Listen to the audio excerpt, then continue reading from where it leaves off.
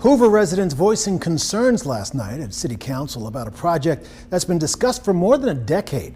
Hoover is dipping into reserve funds to pay for a performing arts center. The City Council made the change to its rainy day fund rules last night, and WVTM 13's John Papke explains how the city got here and what's next.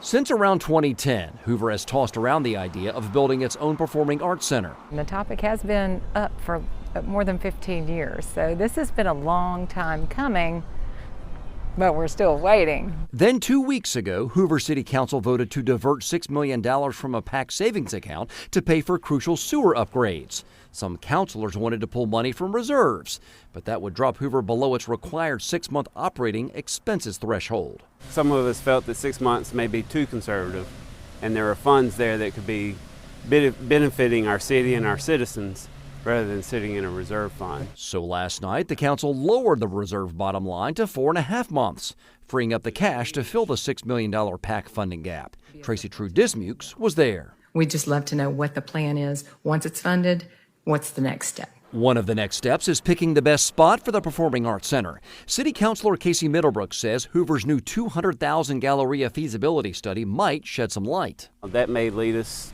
to a path of identifying a appropriate spot for the Performing Arts Center. The Galleria and Patton Creek's former Bye Bye Baby store have been pitched as possibilities before.